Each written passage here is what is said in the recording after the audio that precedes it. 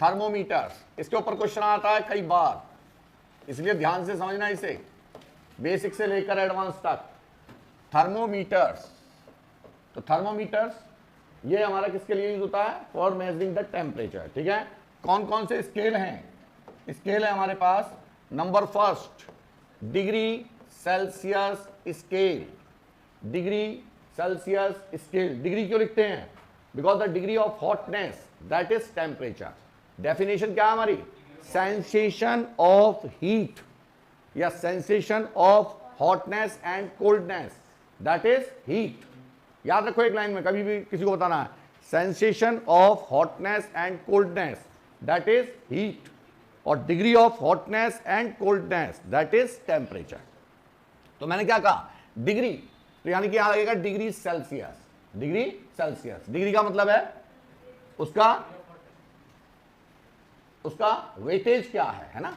Number second degree Fahrenheit scale, degree Fahrenheit scale. Number third, यहां kelvin में degree नहीं आता, it is the most appropriate scale. ठीक है, kelvin scale, kelvin scale. And number fourth one is rumour scale, rumour नहीं reamer, REAUMER, reamer scale. ठीक है, अब यहां पर क्या याद रखना है बेटे आपको? यहां पर याद रखना है number of divisions, number of divisions, number of divisions.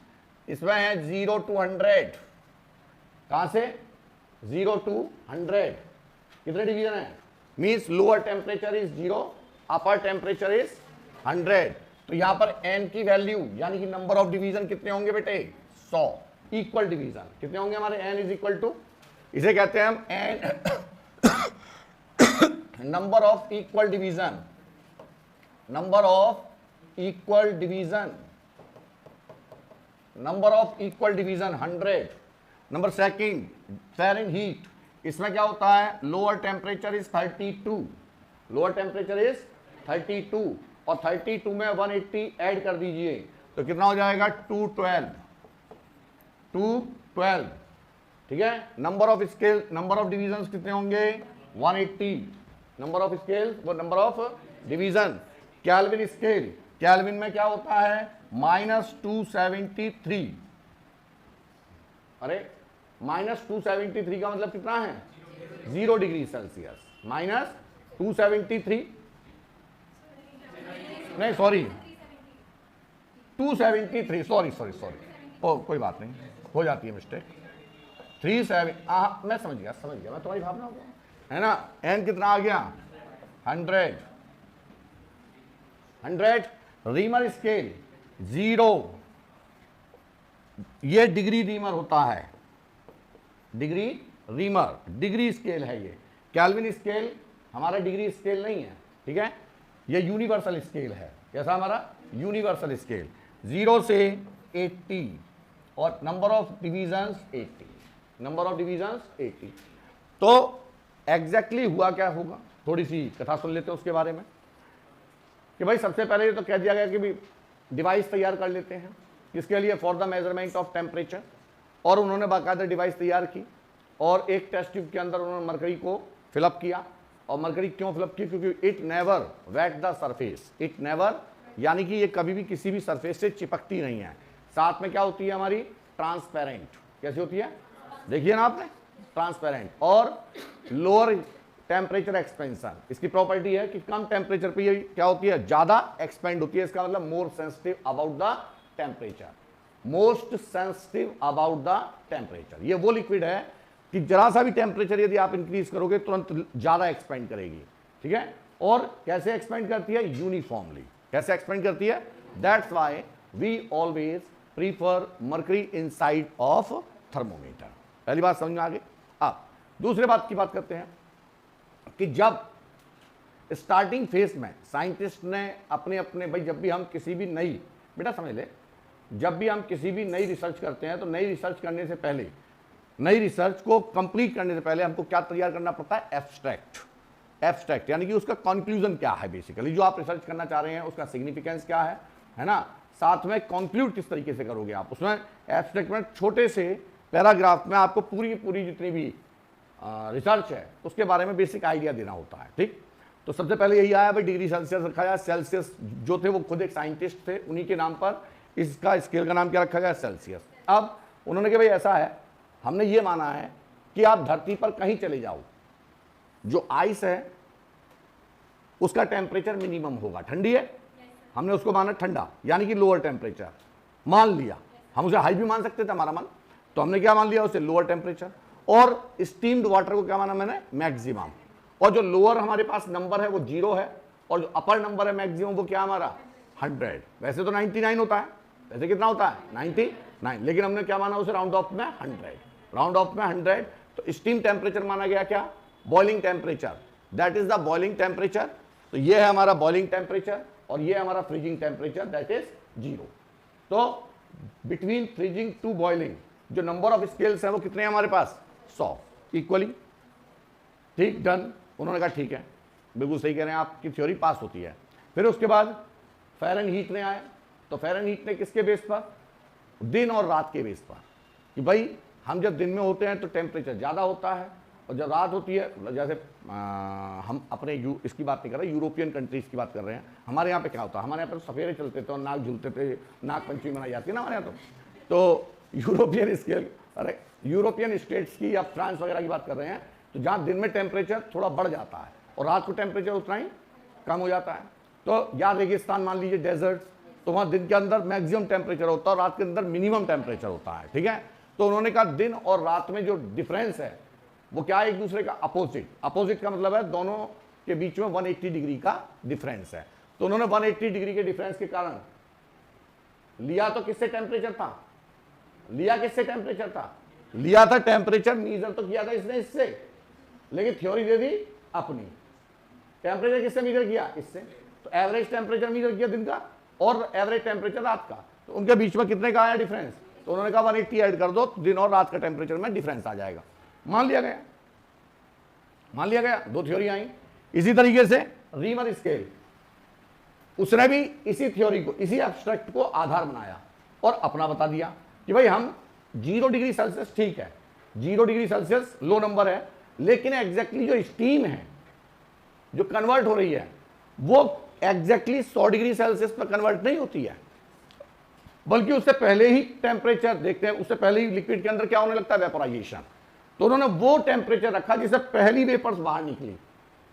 पहली वेपर का मतलब है जैसे ही कन्वेक्शन प्रोसेस स्टार्ट हुआ, जैसे ही कन्वेक्शन प्रोसेस, तो क्या आ गया हमारे पास में 80 डिग्री सेल्सियस, इनको भी कह दिया गया। लेकिन मोस्ट प्रीफरेबल ये 3 रहे। ठीक, अब ये केल्विन क्या था, केल्विन ने अपनी थ्योरी दी, केल्विन ने उसको लोअर टेम्परेचर माना, उसको लोअर टेम्परेचर माना, the temperature at which there is no molecular motion between any kind of substance, between the molecules of any kind of, यानी कोई भी सब्सटेंस है, either it is solid, liquid और gaseous, ठीक, उसमें कोई भी मोशन नहीं हो रहा, वो क्या है इसका फ्रीजिंग पॉइंट, यानी सब चीज क्या हो गई, जम गई, चाहे वो लिक्विड था, चाहे वो सॉलिड था, चाहे वो गैस, उसके किसी भी मॉलिक्यूल में कोई भी मोशन नहीं हो रहा, तो हम क्या मानेंगे, that is at rest, that is at, उसी को माना परफेक्टली फ्रीजिंग। और उसके बाद उसने कितना अपना स्केल बताया 273, जैसे जैसे अरे टेम्परेचर इंक्रीज किया और रैंडमली क्या होना शुरू हुआ होगा, चेंज। तो इसकी थ्योरी है। तो ये 4 स्केल हैं, हमको ये याद रखने हैं, ये आपको पता है। ठीक है, अब आगे बढ़ते हैं, लिखिएगा। केल्विन में बात किया ना, क्योंकि उसने उसको मैंने degree of hotness, degree of coldness, उसने हॉटनेस और कोल्डनेस वाली कोई बात ही नहीं की ना। उसने क्या कहा, if there is no, when there is no motion takes place in any, वो क्या, अरे जब एक तो ये बीच में ये पानी वानी सरकार लगते मैं भूल जाता हूँ, हाँ, when there is no motion takes place in the molecules of any kind of substance, है ना। तो इसका मतलब मॉलिक्यूलर मोशन के ऊपर उसने काइनेमेटिक्स के बेस पर अपनी थ्योरी दी थी। ठीक, उसने डिग्री के बेस पर दी ही नहीं थी, इसलिए उसको केल्विन नहीं कहा। दूसरा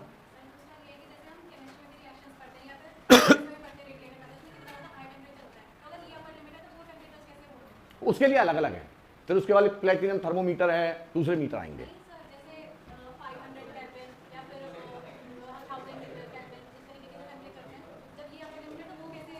नहीं नहीं नहीं नहीं, उसने तो केवल एक थ्योरी दी है कि दोनों के बीच में जो डिफरेंस है वो 273 का है, ठीक है, यानी कि जो डिग्री सेल्सियस है दैट इज वैलिड, लेकिन उसे यदि केल्विन में कन्वर्ट करना है तो कितना ऐड करना पड़ेगा, तो ये तो हो जाएगा इसका आइस, और ये क्या हो जाएगा इसका स्टीम।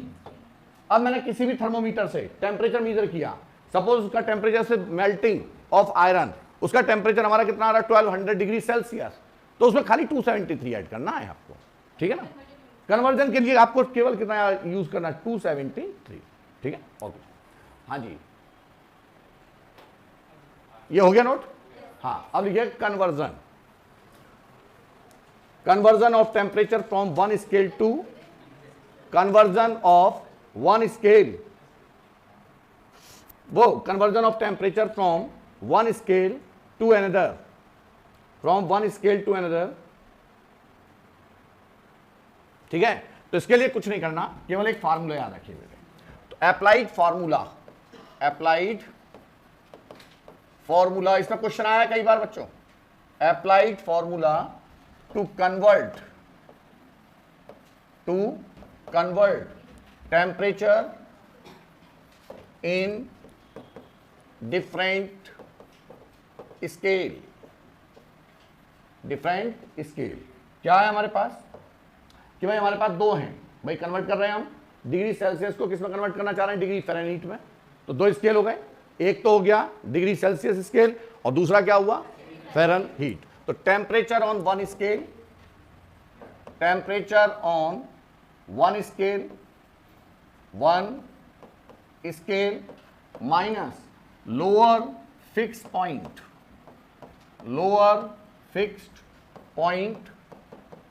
ब्रैकेट में कर लेना LFP, lower fix point upon, हम ये भी लिख सकते हैं नंबर ऑफ डिविजन्स, क्या लिख सकते हैं number of, upon number of division, number of division और UFP upper fix point minus lower fix point is equal to temperature on other scale minus lower fix point upon N2, ये हो जाएगा N1 और bracket में UFP minus LFP। चलिए note कीजिए, देख लो एक बार कहीं गलत लिख दिया मैंने कुछ, कहाँ गया भाई, ठीक ही है, ठीक। अब जैसे हम कह रहे हैं आपसे कन्वर्जन, इस फार्मूले को याद रखना बेटे, इस फार्मूले को, ठीक है। तो conversion degree Celsius into degree Fahrenheit, degree Celsius into degree Fahrenheit, तो डिग्री सेल्सियस को मैंने मान लिया, but temperature on one scale, तो इसे मान लो हम C, सेल्सियस स्केल का temperature C minus lower fix point, lower fix point क्या है मेरा 0, अरे डिग्री सेल्सियस का लोअर, ये लोअर है, ये अपर है, ठीक। तो ये आ गया अपॉन कितने हैं 100 is equal to F minus lower कितना है 32 अपॉन 180। अरे कितने का डिफरेंस है 180 का। तो क्या बन गया फार्मूला बेटे, ये देखो 20 पंजे 100 और 20 नाम 180, तो क्या हो गया फार्मूला मेरे पास, that is C upon 5 is equal to F minus 32 upon 9। This is the formula to convert degree Celsius into degree Fahrenheit.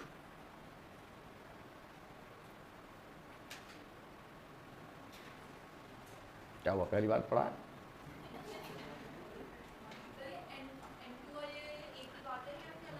ये पहले वाले के स्केल है, क्या है? हाँ तो अलग अलग स्केल के हैं ना। ओह नहीं, N2 का मतलब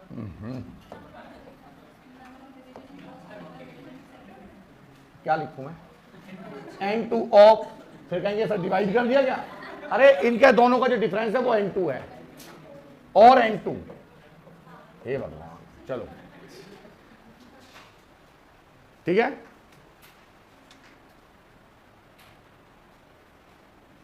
ठीक, देखो पहला question,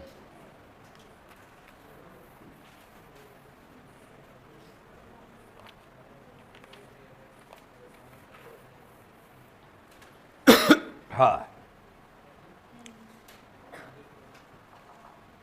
at what temperature do the reading of Celsius and Fahrenheit scales remain same? पहला क्वेश्चन लिख लो, at what temperature do the reading of Celsius and Fahrenheit scales are same? तो हमने क्या कहा, सुनो यही कर लेते हैं।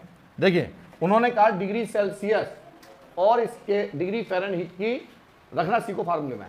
क्वेश्चन दिया उन्होंने ये, तो हमने कहा C बराबर F बराबर X। भाई डिग्री सेल्सियस की रीडिंग, डिग्री फ़ारेनहीट की रीडिंग दोनों आपस में कैसी है? इक्वल, यानी कि temperature on one scale, temperature on the other scale will remains same. तो हमने फार्मूला लगाया, कितने पर होगा? तो x माइनस क्या चला गया, x upon 5 is equal to x minus 32 upon 9। तो x की वैल्यू कितनी आ जाएगी? -40, यानी कि -40 degree Celsius. This is the मतलब -40, this is the temperature at which both the reading are coincide, both the readings are coincide. ये भी आ गया है पेपर में, ठीक है। अब लिखिएगा calculation of reading of faulty thermometer, faulty जिसके अंदर फॉल्ट होता है, calculation of reading of faulty FAULTY faulty thermometer लिख लेना। 2024 आ गया, नहीं आया तो कोई बात नहीं, दूसरा आ जाएगा, है कुछ नहीं। हाँ बेटा लिखो question, a thermometer has wrong calibration, a thermometer has wrong calibration, full stop, it reads the melting point of ice, it reads the melting point of ice, melting point of ice -10 degree Celsius. होता क्या है? 0, लेकिन पढ़ क्या रहा है? -10।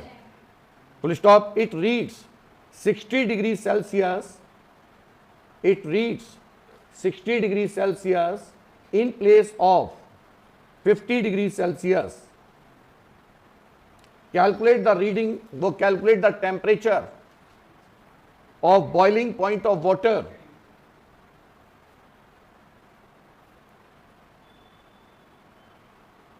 Boiling point of water on this scale.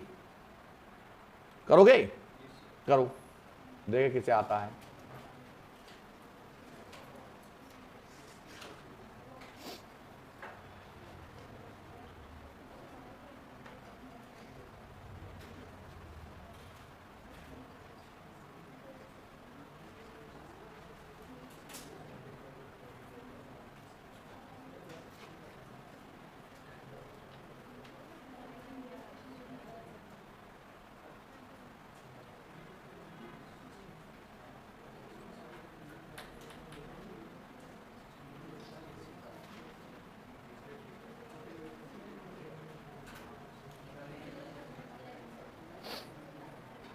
कितना आया?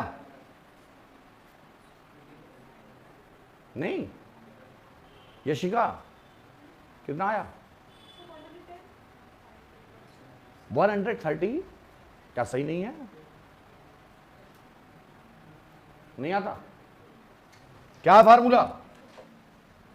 ये temperature on one scale minus lower fix point upon temperature upon number of division, है ना। कौन सा मीटर है ये?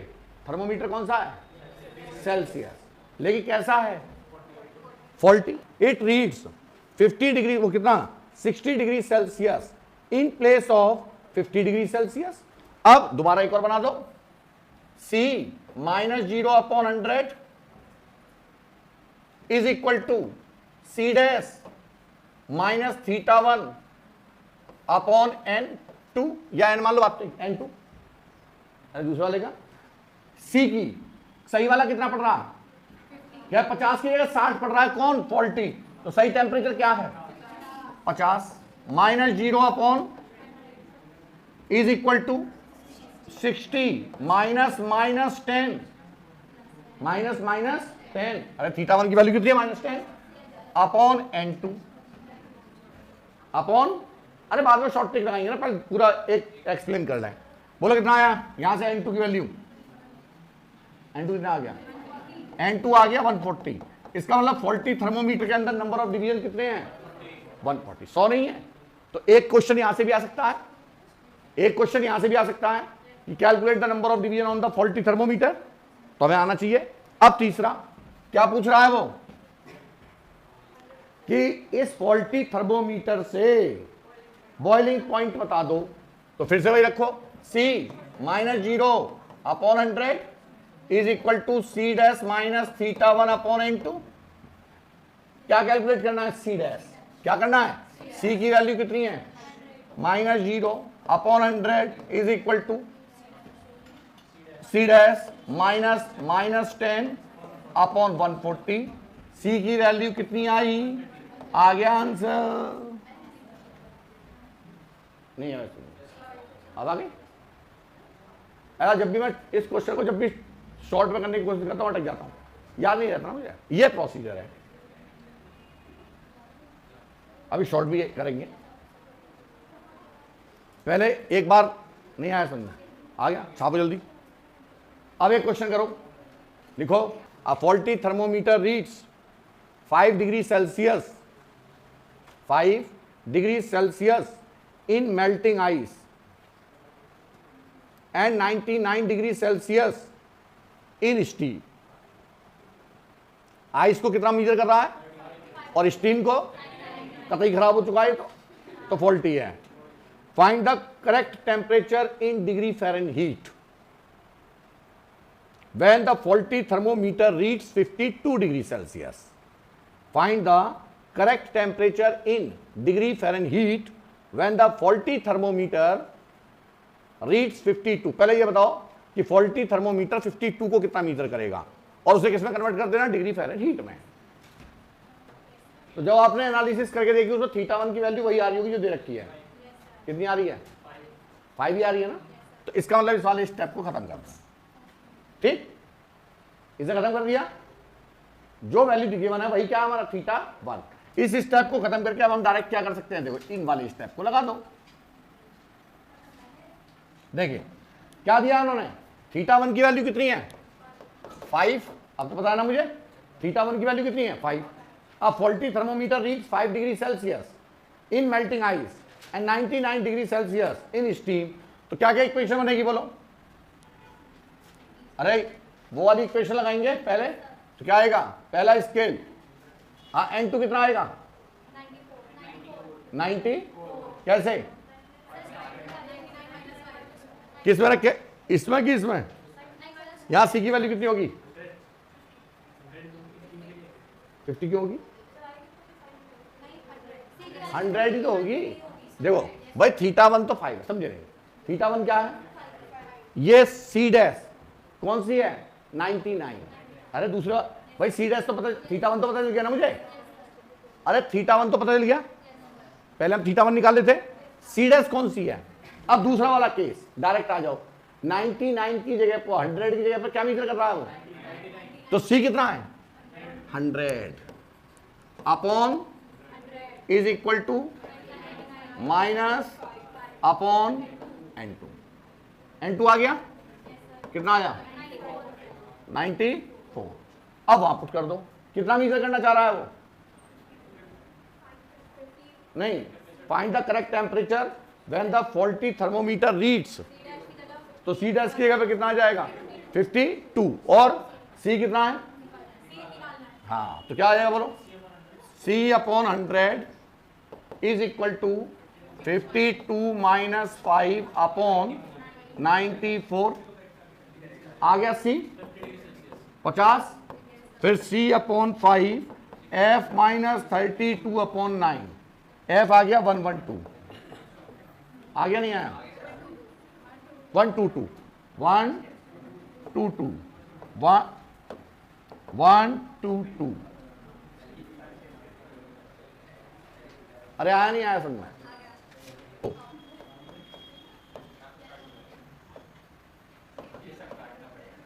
लिक्विड थर्मोमीटर, ठीक है। ऐसे ही दूसरा है हमारा प्लैटिनम रेजिस्टेंस थर्मोमीटर, तीसरा है सीबेक इफेक्ट के ऊपर कौन सा काम करता है, सीबेक ही है। तो पहले लिखो लिक्विड थर्मोमीटर। अब बेटा लिक्विड थर्मोमीटर कौन सा है, जो हमारे पास बुखार नापने का यंत्र है, mercury thermometer.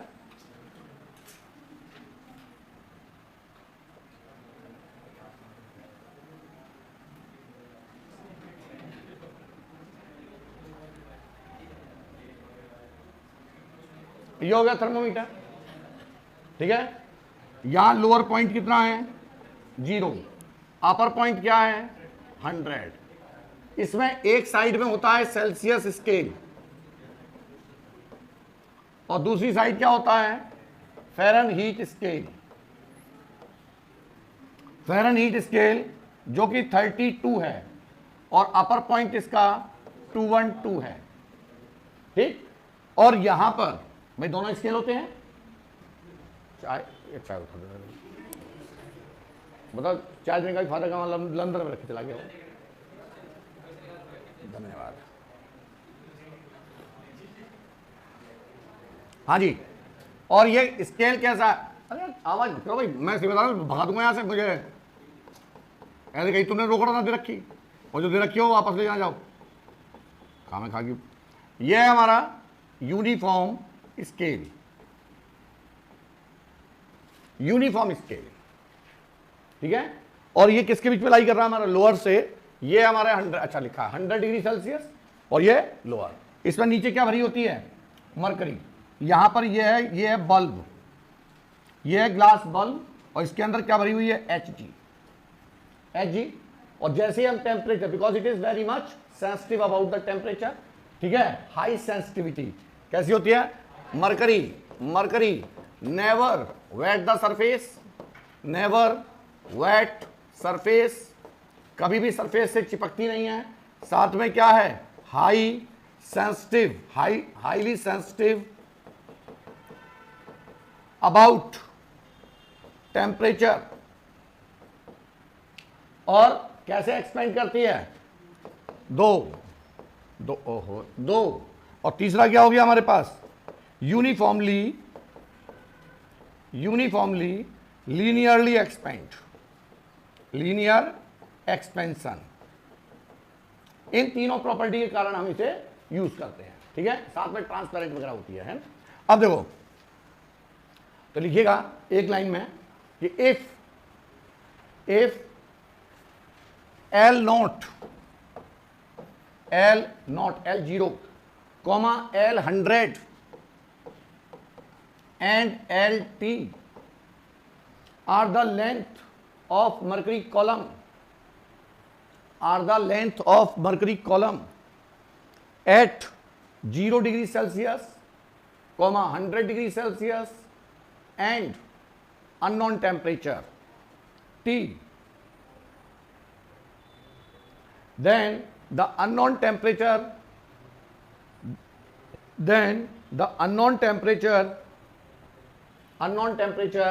T is equal to LT minus L0 upon L100 minus L0, खत्म। ये फार्मूला अप्लाई करेंगे और आपके पास क्या आ जाएगा अननोन टेम्परेचर। उसने क्या दिया होगा कि if length of the mercury at 0 degree Celsius is equal to 0.5 millimetre और फिर L100 पर दे रखी है, बताओ टेम्परेचर क्या होगा अननोन पर, तो LT माइनस, अरे अननोन टेम्परेचर पर लेंथ गिवन है, L0 पर लेंथ गिवन है, कर लोगे, लिखो नेक्स्ट। की पॉइंट लिखेगा, the range of mercury thermometer, ये सब पूछे गए हैं जो मैं लिखा रहा हूं, the range of mercury thermometer -40 degree Celsius to 360 degree Celsius approximate, -40 to 360, यानी कि लोएस्ट टेम्परेचर कहां तक मीजर कर सकते हैं इससे, -40 तक, और हाईएस्ट टेम्परेचर 360 डिग्री सेल्सियस तक। ठीक है, उससे ज्यादा करने की कोशिश की तो ग्लास पिघल जाएगा और मरकरी बह जाएगी। अरे ये ग्लास ट्यूब है ना, इससे ऊपर क्या हो जाएगा, ग्लास का बॉइलिंग पॉइंट आना शुरू हो जाएगा, ग्लास क्या हो जाएगा, खुद ही पिघल जाएगा। तो इसलिए उससे ज्यादा हम टेम्परेचर। अब लिखेगा next one, platinum resistance thermometer, platinum resistance thermometer,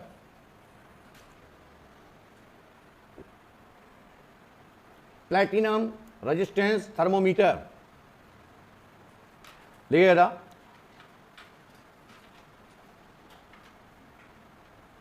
हाँ, it works on the principle, ऐसा है ना, एक ही लाइन में लिखाना है, ज्यादा नहीं लिखाना। It works on the principle the electric resistance, the electric resistance directly proportional to length, directly proportional to length, और the electric resistance increases linearly with temperature, और electric resistance increases linearly with temperature। तो बेटे linear expansion में क्या करते हैं हम, delta L is equal to L alpha delta T. तो फॉर, सुनो मेरी बात भाई, हमने पढ़ा है the resistance by the property of resistance, the resistance is directly proportional to L and the direct resistance is inversely proportional to area, area ये हम इलेक्ट्रिक रेजिस्टेंस पढ़ भी चुके हैं और हम पढ़ाएंगे। तो resistance is directly proportional to, तो यदि क्रॉस सेक्शनल एरिया मेरा रिमेन्स सेम है, कैसा मेरा सेम, तो यानी कि resistance is directly proportional to, और साथ साथ by increasing the temperature the resistance is also increase, resistance also. तो इसका मतलब इसी दोनों बेस पर हम क्या लिखते हैं, R T is equal to R not bracket 1 plus alpha T. कैसे, यदि हमारे पास कोई रॉड है, ये रॉड है, यदि मैं इसके टेम्परेचर को इंक्रीज करता हूं यहां से, इनिशियल इसकी लेंथ कितनी है, एल नॉट, तो ये क्या होगी, it will expand linearly, it will expand.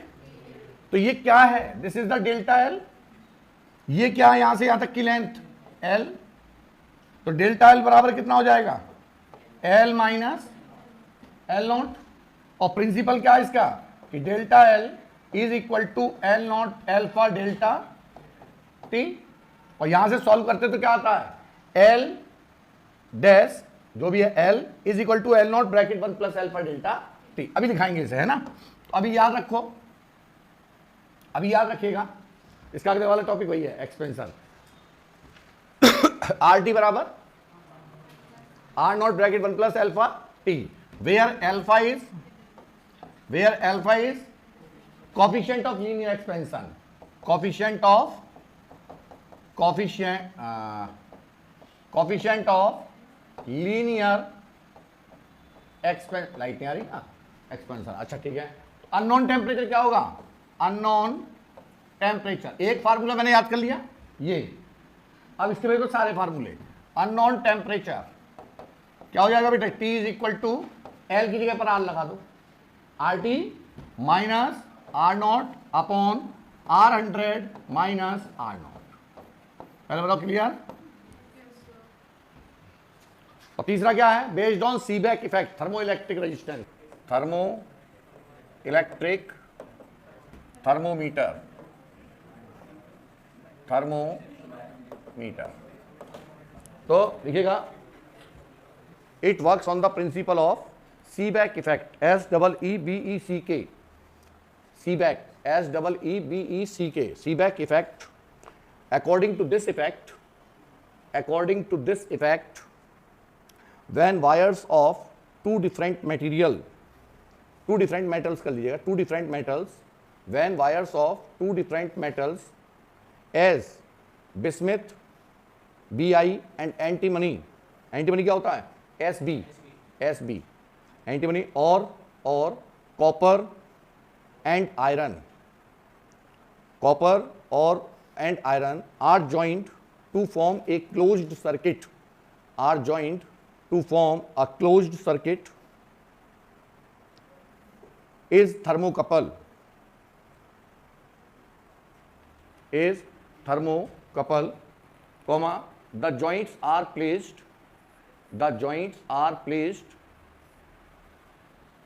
at different temperature, and hence an EMF is induced,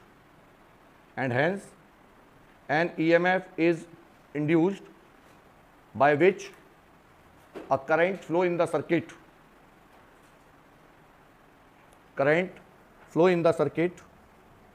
full stop. ठीक है, नेक्स्ट पॉइंट लिखिएगा,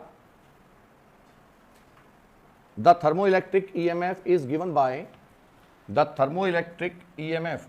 by E is equal to AT plus BT square, AT plus BT square, ये equation है।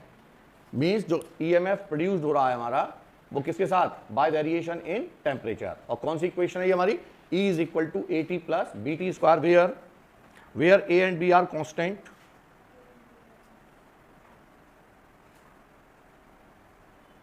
And T is the temperature,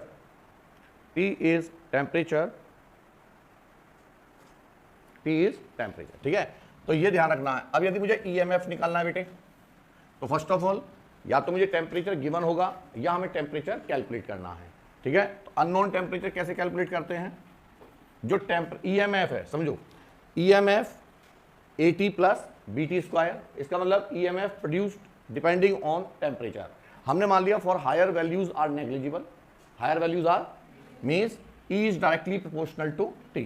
higher values यदि हमारे पास higher order negligible मान लिया तो क्या हो जाएगा? E is directly proportional to T, means जो EMF प्रोड्यूस्ड है दैट इज इंक्रीजेस लीनियरली। कैसे काम कर रहा है हमारा? लीनियर, आइडियल केस में।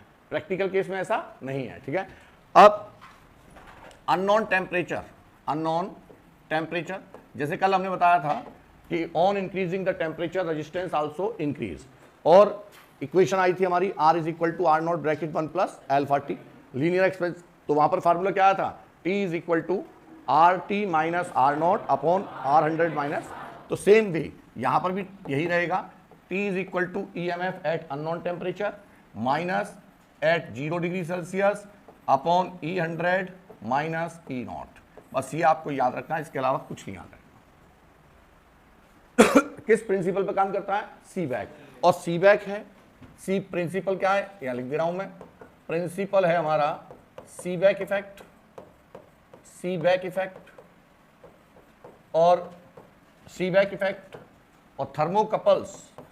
जो पॉइंट आपको याद रखने हैं, thermocouples are formed by pair of metals, जो यूजुअली प्रैक्टिकली हम यूज करते हैं, मोर एक्यूरेटली के लिए क्या यूज करते हैं? कौन कौन सा बताया था मैंने? एंटीमनी और बिस्मिथ। तो पहला पेयर है बिस्मिथ एंड एंटीमनी, और कल तुम गेट खुला छोड़ के चले गए थे, हाँ। दूसरा है Bi और दूसरा है कॉपर एंड Fe। कल सुबह हाँ? अरे नहीं लगा था, तुम्हें लगा होगा, रह गया होगा खुला हुआ। Bismuth and antimony, copper and iron. तो ये ध्यान रखना, ये हमारा मोस्ट प्रीफरेबल है, वाइडली यूज्ड, मोस्टली यूज्ड ये है। और जो हमारे पास प्रैक्टिकल, जो स्कूल के प्रैक्टिकल होते हैं उसमें हम ये यूज़ करते हैं, ठीक है, क्योंकि ये एक हमारी कॉस्टली है। ये क्या है हमारा? कॉस्टली। तो इसलिए प्रैक्टिकल में क्या कौन सा यूज़ करेंगे? Copper and iron. बस इतना याद रखना, इससे ज़्यादा कुछ नहीं है, ठीक है। ठीक, अब लिखिएगा न्यूमेरिकल्स, जल्दी कर लो। हाँ, इंटू 100 और रहेगा बेटे, कल वाले भी कर लेना, कल वाले में भी RT minus R0 upon RT वो R100 माइनस R0 इंटू 100 है। हाँ दोस्तों अभी तीनों में 100 डिग्री सेल्सियस, सब में तीनों में रह गया था वो। ये है T is equal to ET minus, अरे LT, T is equal to LT minus L0 upon L100 minus L0 into 100। ये तो हो गया कौन सा हमारा, जो लेंथ वाला था।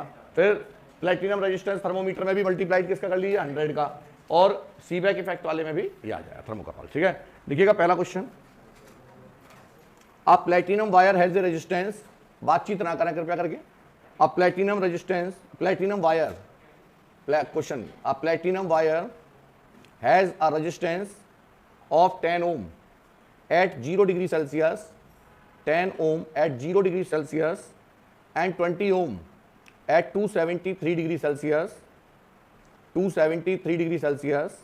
Find the value of coefficient of resistance. coefficient of resistance का मतलब अल्फा, क्या फाइंड करना है, अल्फा। तो क्या था फार्मूला मेरे पास, बोलो, RT is equal to R0 bracket 1 plus alpha into T. ठीक है, तो यहां से मैं क्या लिख सकता हूं, ये आ जाएगा RT minus R0 upon R0 into T, that is equal to alpha. अरे आया नहीं आया समझ में, एक्सपेंड कर लेंगे तो अल्फा की वैल्यू आ गई। अरे कति बालक हो रहे हो क्या, नहीं आया समझ में, ठीक, बस put the value get the result. क्या दिया इन्होंने कि एट 10 ओम एट 0 डिग्री सेल्सियस, तो बेटा 0 डिग्री सेल्सियस यानी कि R0 की वैल्यू है 10 ओम, है ना, और 273 डिग्री सेल्सियस यानी 270, कोई भी टेम्परेचर दे रखा, क्या फर्क पड़ रहा है, और 273 केल्विन डिग्री सेल्सियस दिया है,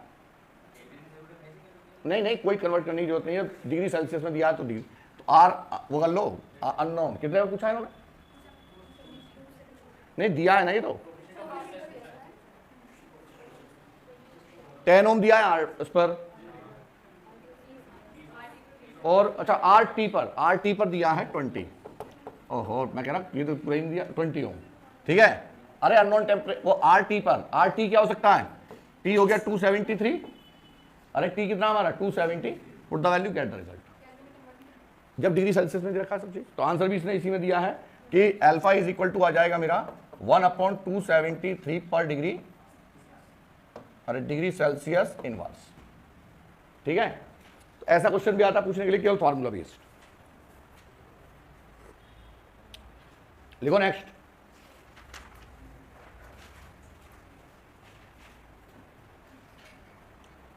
the resistance of a resistance thermometer, the resistance of a resistance thermometer at 19 degree Celsius, 19 degree Celsius is 3.5 ohm, 3.5 ohm and 99 degree Celsius, 99 degree Celsius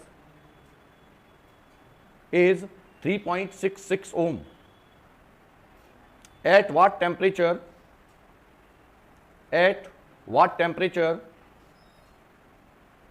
will its resistance be 4.3 ओम, 4.3 ओम।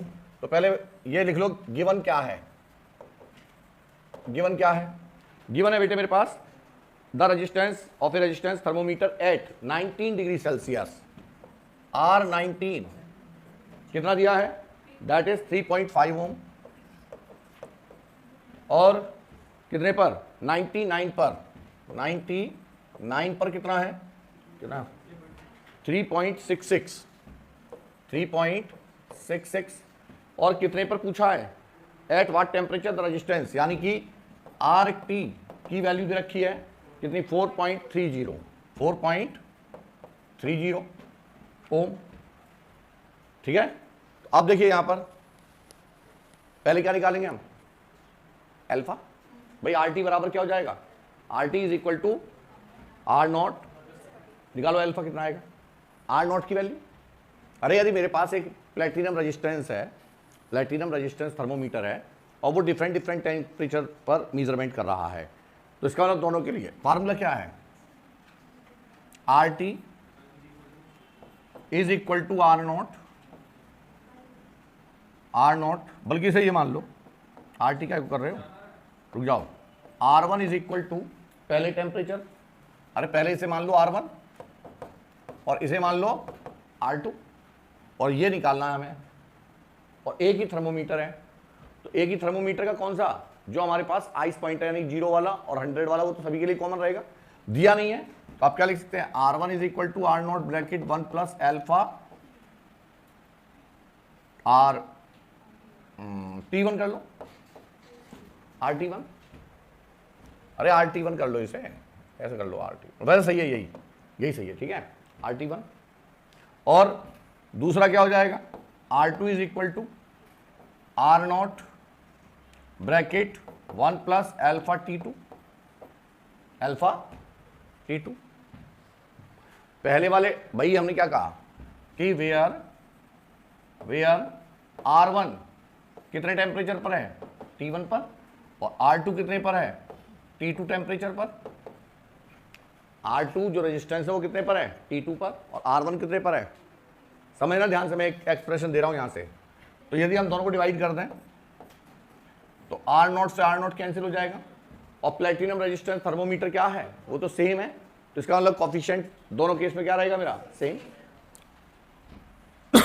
लिखना जरा इसे, क्या लिख सकते हैं, R1 plus R1 alpha T2 is equal to R2 bracket, नहीं R2 और plus R2 alpha T2, बेटा एल्फा निकाल लो, तो ये हो जाएगा R1 alpha T2 minus R1, no, yes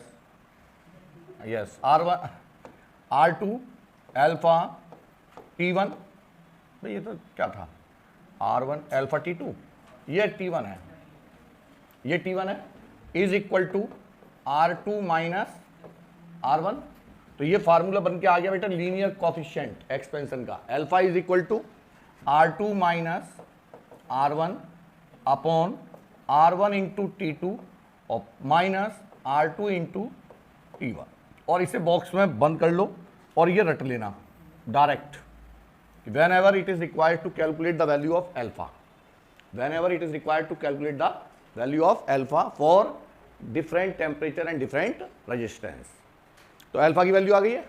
अब हमें R1 दिया है, R2 दिया है, T1 दिया है, ये रहा, अरे T1 कितना है, T1 is equal to 19 degree Celsius, 19 degree Celsius, और T2 कितना है, 3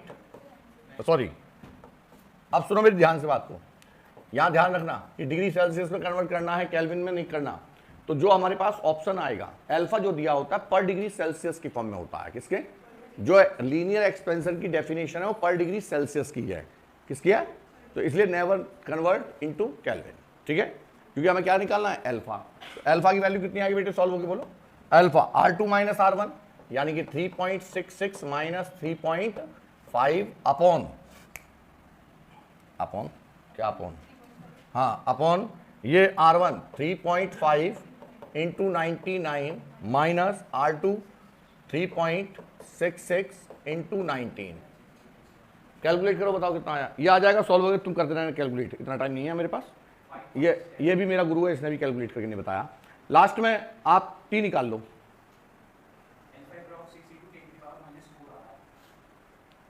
अल्फा आ रहा है, T आ रहा है 419 डिग्री सेल्सियस, तो 420 के आसपास, तो ये है अल्फा की वैल्यू है 0.16, या ये मान लो 16 बटे, भाई कितनी बड़ी वैल्यू है, 16 अपॉन 27,696, अल्फा की वैल्यू आ रही है, कितनी आ रही है, 16 अपॉन 27,696, अब क्या निकालना है हमें, टेम्परेचर, तो क्या लगा दें फार्मूला, बोलो, टेम्परेचर के लिए यहां लिख दे रहा हूं मैं, RT is equal to R naught bracket 1 plus alpha T, क्या ये फार्मूला यूज हो जाएगा, R नॉट की वैल्यू कितनी है,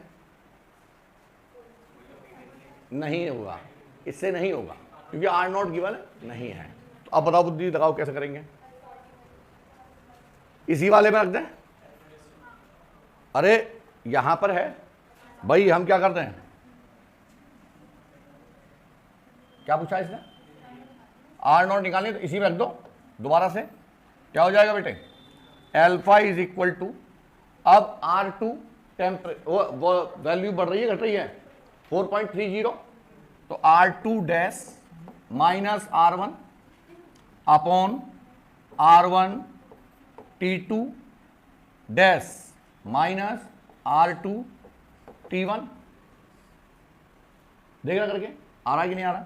हाँ जी, देखिएगा क्या है हमारा R2 डैश अरे कितना है 4.30 माइनस 3.5 अपॉन R1 कितना है 3.5 इंटू 99 माइनस,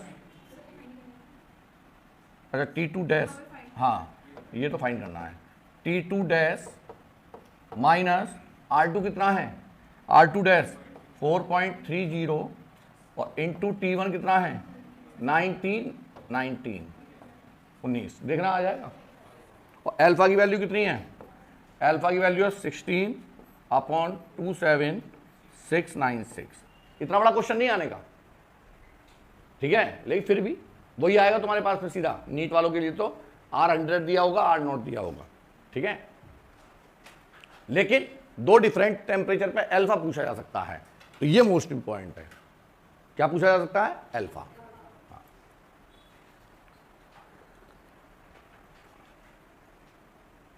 कितना आया कुछ आगे से, तुमने किसे किया है, उससे भी कर लो, बातें की है, बात तो कि दोनों में अल्फा तो कॉमन ही रहेगा ना। देखो अच्छा, अब चलो इन्होंने बताया, मैं बता दे रहा हूं कैसे। इन्होंने क्या किया, समझ लो सेकंड अप्रोच, अल्फा नहीं निकाल लिया, हमें क्या पता चल गया, अल्फा तो दोनों के लिए सेम रहेगा, तो डायरेक्ट ये फार्मूला लगा दो। अननोन टेम्परेचर क्या है बेटे, let the unknown temperature, unknown, ये सेकंड अप्रोच कर लेना इसे, सेकंड भाई जो दिमाग में आ जाए उससे कर लो। अननोन टेम्परेचर T क्या है, T, तो अल्फा का फार्मूला क्या है, पहले जो नॉन वैल्यूज है उसके लिए क्या है अल्फा का formula, R2 minus R1 upon R1 T2 minus R2 T1, और अब लिख लो RT minus R1 upon R1 T minus R2 का मतलब RT इंटू T1, खत्म। दोनों में अल्फा क्या है, कॉमन, तो R2 माइनस R1, अरे ये अल्फा ही तो है, बात तो एक ही है ना। तो बस इस वाले फार्मूले को डायरेक्ट लगा दो, तब भी तुम्हारा क्या आ जाएगा, अननोन टेम्परेचर। अननोन टेम्परेचर क्या है मेरा, T, अननोन टेम्परेचर क्या है मेरा, T, और बेस वैल्यू मैंने किसे मान लिया, T1 को, बेस वैल्यू मैंने किसे मान लिया, T1 को। तो ये ध्यान रखो, देखिए जेई में आ सकता है, नीट में नहीं आएगा, नीट में तो खाली ये पूछा जाएगा कि find the value of alpha, find the value of, ठीक, और आपके यहां पर यदि आया तो बहुत ऐसी वैल्यू होंगी तुरंत कैंसिल आउट हो जाएंगी, तो ये आ सकता है। तो ये ध्यान रखना, ये तो अननोन टेम्परेचर फाइंड करने का है, ठीक है, और अननोन टेम्परेचर फाइंड करने का आगे नहीं आया, तुमने नोट कीजिए इसे। The resistance of a tungsten filament, the resistance of a tungsten filament, resistance of a tungsten filament at 150 degrees Celsius is 133 ohm. Filament at 150 degrees Celsius is 133 ohm. Full stop. What will be its resistance at, what will be its resistance at 500 degrees Celsius when the temperature coefficient alpha is equal to 0.0045 per degree Celsius, when value of alpha, ऐसा question आपके यहां पर आएगा, when value of alpha is 0.0045 per degree Celsius। तो बेटा क्या क्या दिया है हमें, ये जेई और मेंस दोनों में आता है ना, ये क्या है हमारा अरे क्या क्या गिवन है, resistance of a tungsten filament at 150 degree Celsius, तो पहले T1 पे मान लो 150 पे कितना है 133, और what will be its resistance at 500 degree Celsius. क्या पूछ रहा है ये, R2 पूछ रहा है या RT पूछ रहा है, कितने पर 500 डिग्री सेल्सियस पर दिया है, द टेम्प अल्फा दे रखा है, ठीक है। टेम्परेचर क्यों चेंज करेंगे जब अल्फा की वैल्यू कितनी है, पर डिग्री सेल्सियस नहीं है, तो फिर से वही बना लो, क्या निकालेंगे, अल्फा इज इक्वल टू, अरे फार्मूला लगाओ, अल्फा इज इक्वल टू, ये तो रहा, अरे मेरे बच्चों alpha is equal to R2 minus R1 upon R1 into T2 minus R2 into T1, काम खत्म। अरे नहीं आया, अल्फा दिया है ना, R1 दे रखा है, R2 दे रखा है, T1 दिया है, नहीं सॉरी R2 निकालना है, T2 तो दिया है। अब यार अकल के पीछे ऐसा डंडा लेके पड़े हुए हैं, बिल्कुल दिमाग नहीं लगाना चाहते। हाँ जी बोलो, T1 कितना है 150 डिग्री सेल्सियस, और R1 कितना है बोलो, 150 पे कितना 133 ओम, 133 ओम, बस केमिस्ट्री वालों की तरह पढ़ाते जाओ, 2 + 2 = 4, अरे वाह। हाँ T2 कितना है 500 डिग्री सेल्सियस, R2 कितना है पता नहीं, अल्फा क्या है 0.00 कितना 0045 ये दिया है। अल्फा का फार्मूला क्या है, जब भी अल्फा दे रखा है डायरेक्ट फार्मूला लगा दो, R2 minus upon R1 T2 minus R1 T2 minus R2, ये क्या पूछा है इन्होंने, R2 क्या पूछा है, अरे R2 जो पूछा है वैल्यू पुट कर देना, आंसर आ जाएगा, यह आ जाएगा 258 ओम, R2 की वैल्यू आ जाएगी 258 ओम या 260 ओम। क्या वो नहीं हो रही कैलकुलेशन, हाँ कर लेना, ठीक है, अपने आप कर लेना, प्रैक्टिस के लिए है ये। देखो नेक्स्ट, भाई मेरा काम है प्रैक्टिस कराना, लिखिए next, the resistance of a conductor at 20 degree Celsius, the resistance of a conductor at 20 degree Celsius is 3.15, R1 दिया है, T1 दिया है, at 100 डिग्री सेल्सियस 3.75, R2 दिया है, T2 दिया है, find the temperature coefficient, and also find resistance at 0 degree Celsius, resistance at, तो ये प्रैक्टिस के लिए हो गया बेटा, R1 दिया है, R2 दिया है, T1 दिया है, T2 दिया है, पुट द वैल्यू, अल्फा का फार्मूला दिया है, मुझे पता है, गेट द रिजल्ट आ जाएगा। तो अल्फा की वैल्यू सॉल्व होकर आ जाएगी 0.0025 पर डिग्री सेल्सियस ऑन सॉल्विंग, और R0 की वैल्यू आ जाएगी 3 ओम, करके देखना अपने आप, R0 की वैल्यू 3 ओम। अब लिखो IIT का क्वेश्चन, IIT देखिए क्या आया था बच्चों वाला क्वेश्चन, द टेम्परेचर कॉफिशिएंट, और इसमें लिख लो नीट 2024, जेईई मेंस 2024 आ गया, लिखिएगा the temperature coefficient of resistance, wire is, temperature coefficient of resistance wire is 0.00125, alpha is equal to 0.00125 per degree Celsius, at 300 Kelvin, तो किसमें कन्वर्ट करेंगे इसे, degree Celsius, at 300 Kelvin its resistance is 1 ohm, नहीं 1 ohm, at 300 Kelvin its resistance is 1 ohm, at what temperature, the resistance of the wire will be 2 ohm, at what temperature the resistance of the wire will be 2 ohm, लगाओ दिमाग,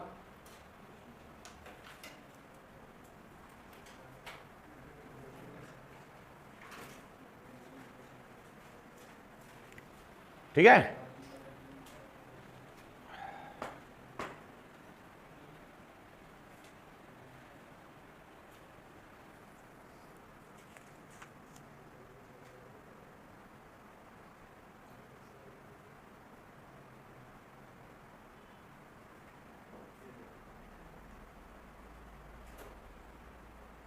बोलो कितना आया?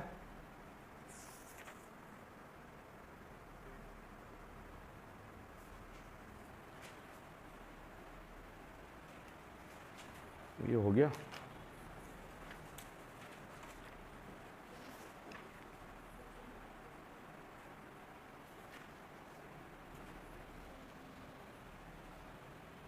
Formula क्या है हमारे पास? अरे अल्फा रखा है, R T is equal to R not bracket 1 plus alpha T. सुनो, एल्फा टी पहले क्या दिया है क्वेश्चन में? The temperature coefficient is this at 300 kelvin at, यानी कि टी की वैल्यू कितनी है? 27 degree Celsius. At 27 degree Celsius resistance की वैल्यू कितनी है? 1 ohm. At what temperature? T निकालना है, T2। तो इसे मान लें T1, यहां मान लो R T2, R नॉट दोनों में कॉमन होगा, 1 प्लस एल्फा T2, दोनों डिवाइड कर दो, करो क्या आएगा? R T1 कितना है? अरे T1 R T1 कितना है? अबे कहां चला गया ये? R T1 कितना है? R T1 है 27 पर 1, और T2 क्या पूछा है? At what temperature the temperature resistance कितना हो जाए? दुगना 2 is equal to R naught divide कर दिया मैंने, 1 प्लस एल्फा कितना है जो भी है, कितना है ये दे रखा है 0.00125 इंटू 27 और divided by 1 plus 0.00125 into T2 कितना है पता नहीं, खत्म आंसर। क्या 54 नहीं, 1127 केल्विन, 1127 केल्विन। इसका मल्टीप्लाई करो जरा, यहां क्या आएगा? 2 प्लस ये 0.125 है, कितना हो जाएगा? 0.00250 into 27 is equal to 1 plus 0.00125 T2। इधर ये आ गया 1 प्लस, इधर करना कैलकुलेशन इसकी बट 2 की एक में तो होगी, 2 प्लस 250 हो गया इंटू 27। हाँ, इसकी वैल्यू कितनी आई? हे भगवान, कैलकुलेटर है तुम्हारे पास में नहीं है? 0.0025 छोड़ो, 25 सत्ते 175, 17 25 दूनी 50, 50 और 17 67। तुमसे ना होना कुछ भी। कितने हैं ये? इसे हटा दो यहां से। ओहो, हाँ जी, इसे हटा दो। कितना आया? और पॉइंट कितने जीरो हैं? अरे कितनी है? 2 3 4, ये आ जाएगी 0.0675 और इज इक्वल टू 0.00125 T2। तो T2 की वैल्यू कितनी आ गई? 1.0675 अपॉन 0.00125।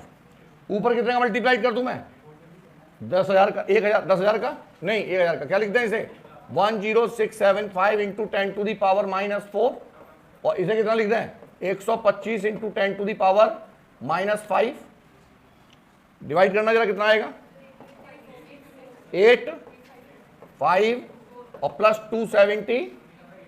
सही नहीं आया?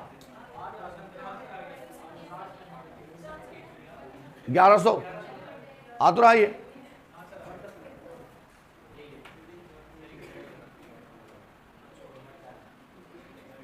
सारे छुड़ाइयो,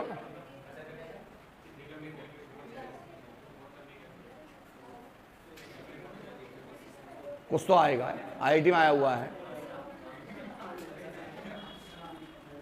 आगे नहीं आया? और सुनो, तुम हो बेवकूफ। 27 को क्या मान लो? 25। 27 को क्या मान लो? बस कैलकुलेशन हो गई सॉल्व। कहाँ है लंबी? 27 को क्या मान लो? बस डिवाइड कर लो आंसर। चलिए आगे और कराऊंगा मैं करंट इलेक्ट्रिसिटी में। लिखिएगा नेक्स्ट, हाँ जी, हेडिंग लिखिएगा। अरे आगे नहीं आया, फिर भी यदि ये क्वेश्चन एग्जाम में आता है तो इसे बाद में प्रीफर करना है, ठीक है। इजी वैल्यू है तो कर लीजिए। हाँ लिखिएगा next, thermal expansion, thermal expansion, thermal expansion. तो प्रैक्टिकली ये लिखिएगा, practically all kind of solid, liquid and gases, solid, liquid and gases expand on heating and hence increase in size. That is known as thermal expansion. Increase in size known as thermal expansion. Thermal expansion. अब देखो, and it is of three types. It is of three types. क्या क्या है हमारे पास? अरे किसी body को यदि आप इंक्रीज करोगे तो क्या करेगी? वो इंक्रीज करेगी, एक्सपेंड करेगी। That is known as thermal expansion. क्या क्या है हमारे पास? First one is linear expansion. Linear means let we have a rod of negligible diameter, of negligible diameter और नेग्लिजिबल विड्थ, और मैंने इसकी इनिशियल लेंथ क्या रखी हमने? L, and on heating it is to be expand, on heating it is expand and final length gets L dash. Final length कितनी हो गई हमारी? L dash.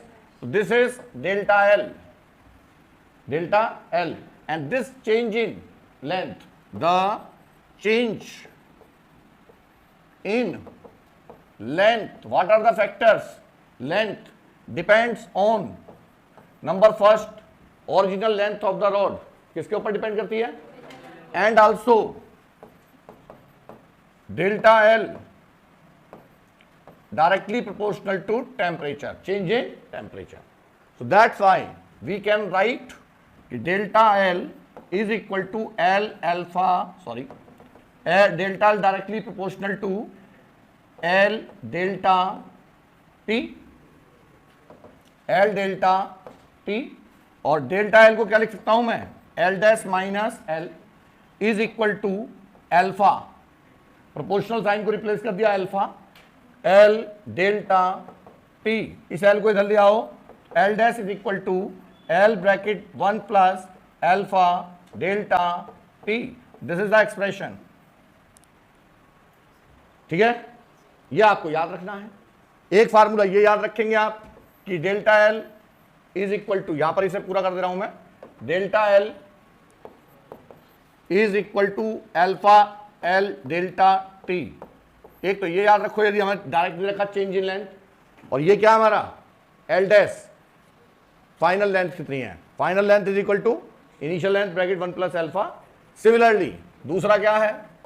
Superficial, superficial expansion.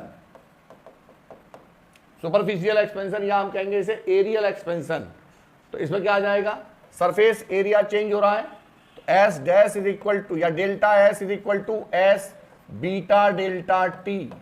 Beta, where beta is the coefficient of superficial expansion. Beta क्या है?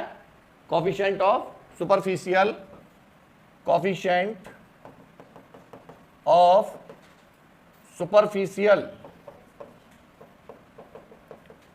Superficial expansion, ठीक है। And also S dash can be expressed as S bracket 1 plus beta delta T. अरे लंबाई भी बढ़ेगी और चौड़ाई भी बढ़ेगी, दोनों मिला के आ गया, ठीक। अब beta is equal to 2 times of alpha. This is the relation between beta and alpha, beta and alpha. Similarly third one क्या बेटे? Volumetric, volumetric oblique cubical expansion, cubical expansion. तो क्या होगा formula? Delta V is equal to V gamma delta T, gamma delta. अब gamma को हम adiabatic process में भी यूज करते हैं, यहां भी करते हैं, और इसके अलावा कहाँ करते हैं, काइनेटिक थ्योरी में, हाँ भाई ठीक है। ये आ गया delta V is equal to V gamma delta T, या मैं क्या लिख सकता हूं, V dash is equal to V bracket 1 plus gamma delta T, gamma delta T, gamma is coefficient of cubical expansion and gamma is equal to 3 alpha, gamma is equal to 3 alpha.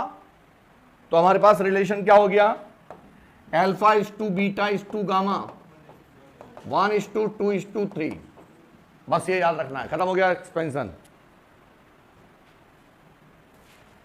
और क्या है, अब क्या paragraph लिखवाऊं तुम्हें इसमें, समझ में आ गई। अब कुछ चीजें ऐसी हैं जो आपके एग्जाम में पूछी जाती हैं, वो मैं लिखा रहा हूं। यूनिट तीनों की ही क्या होगी बेटे, तीनों एक्सपेंशन की यूनिट पर डिग्री सेल्सियस क्या होगी, या पर डिग्री केल्विन। तो बस ध्यान रखना यूनिट जो एक्सपेंशन की है उसके हिसाब से हमें टेम्परेचर करना है चेंज। यूनिट का टेम्परेचर चेंज नहीं, वो यूनिट को चेंज नहीं कर सकते, अल्फा बीटा गामा की यूनिट चेंज नहीं कर सकते। आप क्या करेंगे, उसके रेस्पेक्ट में जो टेम्परेचर है उसको चेंज करेंगे। यदि अल्फा पर केल्विन में गिवन है तो टेम्परेचर को आप किस में कन्वर्ट करेंगे, केल्विन में। यदि अल्फा पर डिग्री सेल्सियस में गिवन है, ठीक, लिखिएगा next, variation of gamma with temperature, variation of gamma यानी कि वॉल्यूमेट्रिक एक्सपेंशन, ठीक है। तो लिखिएगा practically cubical expansion, practically it was observed on heating, practically it was observed on heating the substance expand in all direction uniformly, the substance expand in all direction uniformly up to its specific temperature